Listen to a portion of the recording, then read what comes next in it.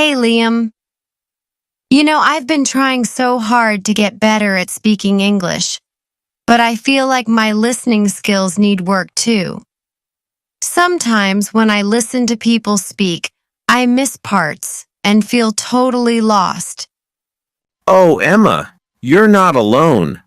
Listening can be really tricky, especially because native speakers tend to speak quickly and use slang or expressions that aren't in textbooks. But there are actually a lot of techniques to make listening more manageable and even fun. Interested in going over some tips? Yes, please. I really want to feel more comfortable and keep up with native speakers, even if they talk fast. Sometimes it feels like everyone's having a secret super speed conversation that I can't quite join. I get that, Emma. So, how about we go over some practical ways to improve listening step by step? We'll make it fun. First off, let's talk about why improving your listening skills is so powerful. Strong listening helps you understand others, and it builds your confidence to respond better. You'll also naturally pick up on pronunciation and how words fit together. Right, that makes sense. I mean, when I listen carefully, I can actually hear how native speakers connect their words, which I think makes them sound fluent. I've noticed it's less about perfect grammar and more about how they sound natural. Exactly, Emma. And even if you can't catch every single word at first, you'll gradually understand more and more of the main message. Think of it like putting together pieces of a puzzle. You don't need all of them to see the full picture. I like that analogy. I guess it's more about focusing on the bigger picture, right? Definitely. Let's dive into some tips that can help you start putting those puzzle pieces together. Tip 1, start with slow audio. So, the first tip I always recommend is to start with slow audio. When you're just getting comfortable, it's helpful to listen to English that's clear and a bit slower, like beginner podcasts or audiobooks. I've heard that before. I think starting with slower material makes it less frustrating since I'm not trying to catch every single word at high speed. Exactly. It helps you build a foundation. You can start with children's stories or beginner podcasts where people speak clearly and slowly. Over time, you'll be able to handle faster audio, but this gives you a comfortable starting point. Good idea. I guess I don't need to feel rushed. I just need to work my way up gradually. Absolutely.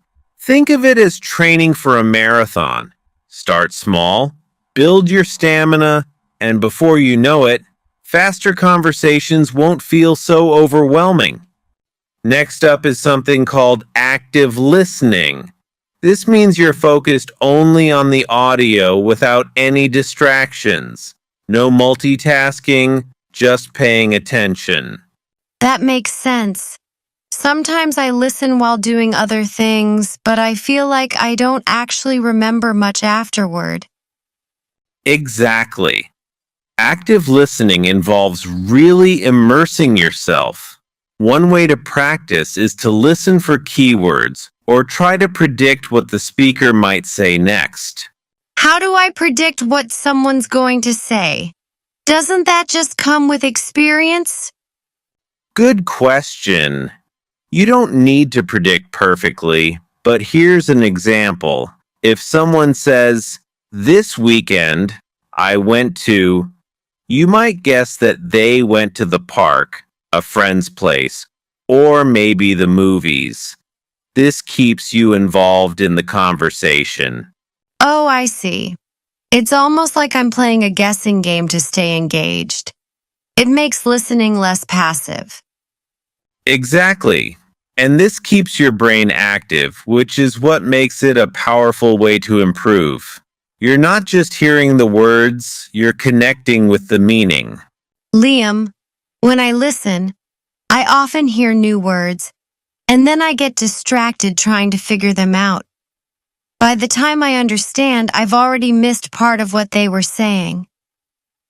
I get it, Emma. That's super common. Here's a helpful tip.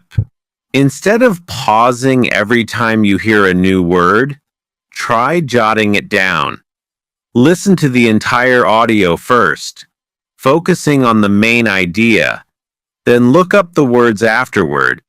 That's interesting. So I don't have to stop every time. I can just keep a list? Exactly. Let's say you hear the word commute. Even if you don't know what it means, try to guess from context. After you finish, you can look it up and see it means the journey to work or school. I like that. It feels more like I'm engaging with the material, not just stopping every few seconds. And I'll remember the word better since I heard it in a real sentence. Absolutely. And as you get better, you'll find that you can understand more of the sentence even with a few unknown words. Do you think using subtitles when watching English shows is helpful? Yes, definitely. Subtitles in English can be super helpful, especially if you're watching a show with natural speed.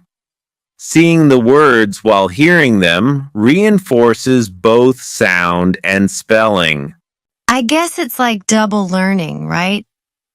I get to hear the pronunciation while seeing the words written. Exactly. And as you get more comfortable, you can try turning off the subtitles and see how much you understand.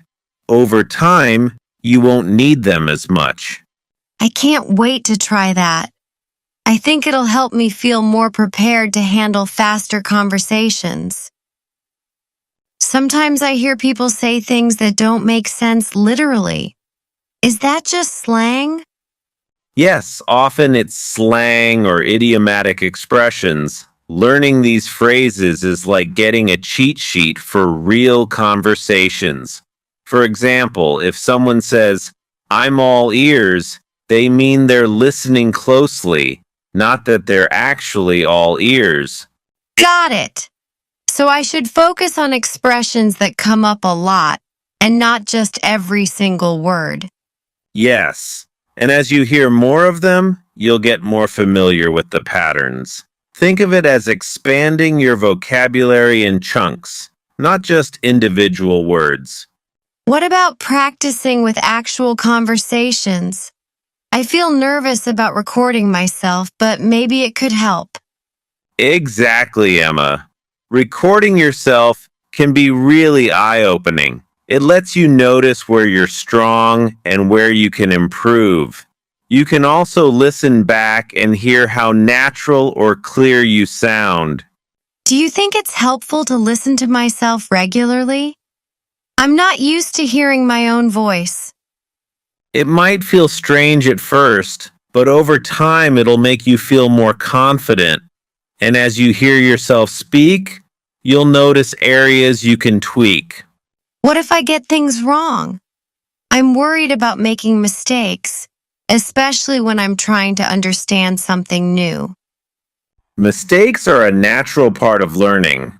Everyone, even native speakers, needs to ask for clarification sometimes. If you don't catch a word, it's okay to ask the speaker to repeat or slow down. Good point. I guess learning isn't about being perfect. It's about improving little by little. Exactly. With each conversation, you're getting better.